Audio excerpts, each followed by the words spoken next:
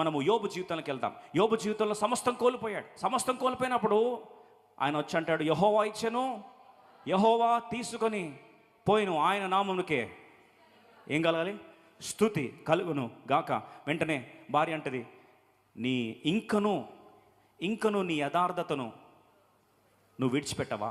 ఇంకా విడిచిపెట్టవా అంటే ఇంకో మాటలు ఏంటంటే, ఇంత జరిగితే కూడా ఇంకా నీ ఆరాధన ఆపవా? ఇంత జరిగితే కూడా ఆరాధన ఆపవా? అందుకొరకే మన అంతా నా మేలుకే పాటలు ఏముందండి, ఆరాధన ఆపను స్తుతించుట. ఎందుకు రాయబడిందంటే పరిశుద్ధాత్మ ప్రేరణలో ఆ మాట, ఏ పరిస్థితి వచ్చినా సరే మన ఆరాధన ఏది కూడా ఆపడానికి వీలు లేదు, మన స్తుతిని ఏది కూడా భంగపరచడానికి వీలు లేదు. ఎందుకు తెలుసా అండి? వాస్తవంగా నీ స్తుతి నీ స్థితిని మారుస్తుంది. నా వెనకాల చెప్తారు ఒకసారి, నా వెనకాల చెప్పండి. నీ స్తుతి నీ స్థితిని మారుస్తుంది. Very simple. నువ్వు ఎందుకు స్తుతించాలి అంటే ఆ స్తుతి నీ స్థితిని ఏం చేస్తుంది? మార్చేస్తుంది. నీ ఆరాధన, మళ్ళీ ఒకసారి నా వెనకాల, నీ ఆరాధన నీ ఆవేదనను మారుస్తుంది. సింపుల్. ఆరాధన స్టార్ట్ అయిందా, ఆవేదనకు పరిష్కారం వస్తుంది. స్తుతి ఉందా, నీ స్థితి మారిపోతుంది. మీరు అనొచ్చు, అదేంటండి ఎలా మారింది? రండి చూద్దాం. ఇప్పుడు ఈ స్త్రీ ఎప్పుడైతే తను ఆరాధిస్తున్నది, ఇంకా ఆరాధిస్తా, ఇంకా స్తుతిస్తా. అమ్మా, నీ మీద అనేకులు ఇష్టం వచ్చాడు దుష్ప్రచారం చేస్తున్నారు, అందరూ నీ బట్టి అడ్డం తిరిగారమ్మా, అందరూ నీ బట్టి వాతావరణం వేడికిపోయిందమ్మా అంటే ఆమె అంటది, నేను జస్టిఫికేషన్ ఇచ్చుకోను, జవాబు చెప్పుకోను, వాళ్ళకి నేను ఆన్సర్ చెప్పాల్సిన అవసరం నాకు లేదు, నేను సెల్ఫ్ డిఫెన్స్లోకి వెళ్ళను, ఆత్మరక్షణకు వెళ్ళాల్సిన అవసరం నాకు లేదు. నాకున్న బాధ్యత ఒకే ఒకటి, నేను నా దేవుణ్ణి స్తుతించాలి. నేను పుట్టిందే నా దేవుని గణపరచడానికి, నేను ప్రభువుని గణపరచడమే నాకు తెలిసిన పరిచర్య, అదే నా ఆయుధం. నేను దాన్ని కంటిన్యూస్గా నమ్మకంగా ఏం చేస్తా? ఆరాధిస్తూ వెళ్తా. అదే జరిగింది యోబు జీవితంలో. భార్య వచ్చి అంటది, ఇంకా నువ్వు ఆయనని యథార్థత విడిచిపెట్టవాయా?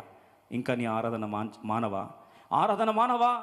ఏం చేశాడు నీ దేవుడు? సమస్తం లాగేసుకున్నాడు నీ నుంచి. నా కళ్ళ ముందు కళ్ళ బిడ్డలందరూ కనుమరుగైపోయారు, ఆస్తి అంతా ధ్వంసం అయిపోయింది, ఆశలు సమాధి అయిపోయాయి. ఇంకా నీ యథార్థతను కోల్పోనంటావా యోబు? ఇంకను నీ యథార్థతను కోల్పోవా? You still don't want to lose your integrity అని అంటాడు. ఇంకను నేను దేవుని ఏం చేస్తాను? స్తుతిస్తాను. చూడండి, కోరా కుమార్ ఇక్కడ బలిగిన 18 సంవత్సరాలు బాధపడిచిన, ఆత్మచేత పీడించబడుతున్న ఆ స్త్రీ. మూడవదిగా యోబు. నాలుగవదిగా 34వ కీర్తన 1వ వచనం చూడండి. అదుల్లాము గుహలో దాక్కున్న వ్యక్తి అక్కడ అబీమెలెకు ముందు చర్య మార్చుకొని తను పారిపోతూ పిచ్చివాడిగా కేకలు వేస్తూ వెళ్ళిపోతున్న వాతావరణంలో అక్కడ దావీదు భక్తుడు 34వ కీర్తన 1వ వచనంలో ఆయన అంటాడు, అలాంటి భయాందోళన వాతావరణంలో 4వ వచనంలో రాసి ఉంటుంది, నాకు కలిగిన భయములన్నిటిలో నుండి, ఆలోచించిన ఒక్క భయం కాదు, 2 భయాలు కాదు, 3 భయాలు కాదు, అన్ని రకాల భయాలు ఆయన మీద ఒక్కసారి వెక్కిరి చూపులు చూస్తున్నాయి, మీద విలేతాండం ఆడుతూ ఉంది. అలాంటి భయాందోళన వాతావరణంలో విచ్ఛిన్నమైపోతున్న గుండె నిరీక్షణ కోల్పోయే వాతావరణాలు ఉన్నాయి. అట్లాంటి పరిస్థితిలో ఈ యొక్క దావీదు భక్తుడు 1వ వచనం రాస్తాంటాడు, 34వ కీర్తన 1వ వచనం. అందరం కలిసి త్వరగా చదువుకుందాం. నేను ఎల్లప్పుడూ యెహోవాను సన్నుతించెదను, నిత్యము ఆయన కీర్తి నా నోట నిత్యము. అంటే భయపడుతున్న వాతావరణంలో కూడా నా నోట ఏమొస్తుందండి? నా నోట్లో ఏమొస్తుంది? స్తుతిస్తూనే ఉంటా. నిత్యమైన కీర్తి నా నోట. వీరందరి జీవితంలో సీక్రెట్ ఏంటంటే, వాతావరణంలో ఏమవుతున్నా సరే, పరిస్థితులు ఎంత విచ్ఛిన్నమవుతున్నా సరే, ఆ 18 సంవత్సరాల బలహీనపరిచే ఆత్మచేత పీడించబడుతున్న స్త్రీ నుండి, కోరా కుమారుల నుండి, అలాగే యోబు నుండి, అలాగే దావీదు భక్తుల నుండి, ఇప్పుడు 5వదిగా హబక్కు గ్రంథం 3వ అధ్యాయం 18వ వచనంలో 17, 18, 17, 18 హబక్కు గ్రంథము 17, 18లో చూస్తే అక్కడ దైవజనుడు హబక్కు కూడా అదే మాట అంటాడు.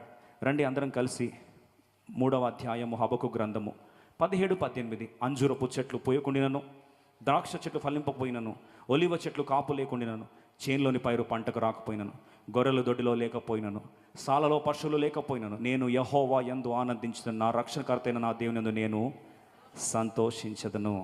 నా రక్షణకర్త దేవుని బట్టి నేను ఇంకా ఏం చేస్తాను? సంతోషిస్తాను. వీళ్ళందరూ ఎందుకు ఆరాధన ఆపివేయలేదు?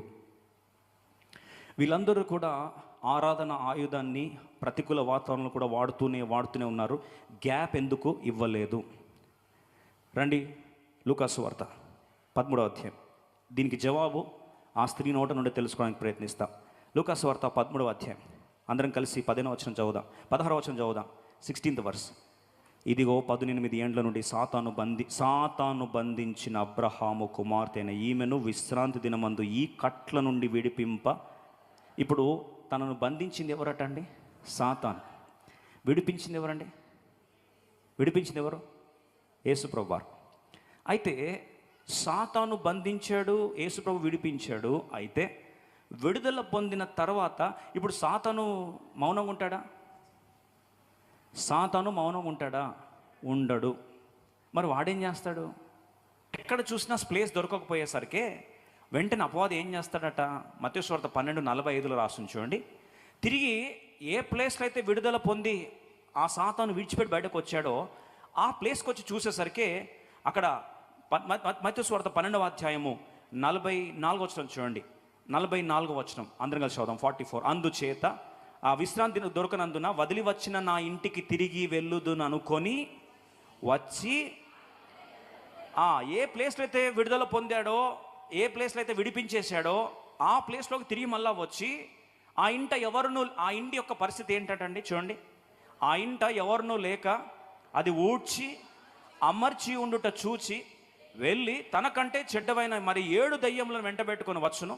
అవి దానిలో ప్రవేశించి అక్కడనే కాపురముడు. 45 చూడండి. ఆ కడవరి స్థితి అట మునుపటి స్థితి కంటే మరీ చెడ్డదగును అంట. జాగ్రత్తగా ఉందా. ఇక్కడ సాతాను ఆమెని 18 సంవత్సరాలు టార్చర్ పెట్టింది. యేసు ప్రభువారు ఆమెను ఏం చేశాడు? విడిపించాడు. అయితే ఆమె విడిపించిన వెంటనే అగ్రెసివ్గా దేవుని ఏం చేస్తూ ఉంది? ఆరాధిస్తూనే ఉంది. ఎందుకమ్మా నువ్వు గ్యాప్ ఇవ్వవు అంటే, ఎందుకయ్యా యోబు నువ్వు గ్యాప్ ఇవ్వవు అంటే, ఎందుకయ్యా దావీదు నువ్వు గ్యాప్ ఇవ్వట్లేదు అంటే, ఎందుకయ్యా కోరా కుమారులారా మీరు గ్యాప్ ఎందుకు ఇవ్వట్లేదు అంటే, ఎందుకయ్యా హబక్కుకు నువ్వు గ్యాప్ ఇవ్వట్లేదంటే, వీళ్ళందరూ చెప్పే ఆన్సర్ ఒకే ఒకటి. ఏం తెలుసా అండి? మేము ఒకవేళ